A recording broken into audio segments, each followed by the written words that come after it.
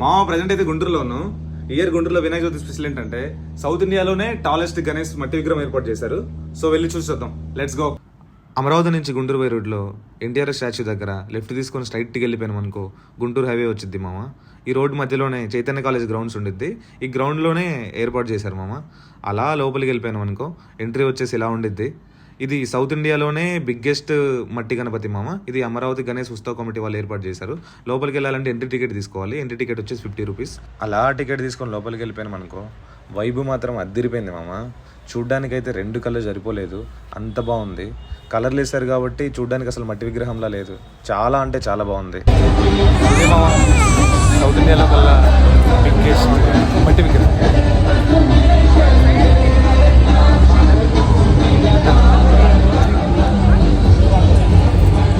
దగ్గర నుంచి చూస్తుంటే చాలా మంచిగా అనిపిస్తుంది మామ.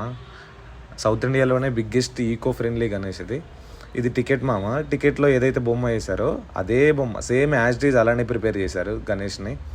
దగ్గర నుంచి చూస్తుంటే చాలా బాగుంది. పైన అయితే నాగుపాము, వెనకాల నుంచి నాగుపాము ఇట్లా వచ్చింది, అది చాలా అంటే చాలా బాగుంది. ఈ విగ్రహం హైట్ వచ్చేసి 99 ఫీట్స్ మామ.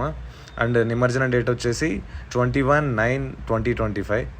అప్పటి వరకు ఈ గణేషుడు ఇక్కడే ఉంటాడు. గుంటూరులో ఉన్న వాళ్ళంతా చూసి ఎంజాయ్ చేయండి. జై హింద్, థ్యాంక్ యూ.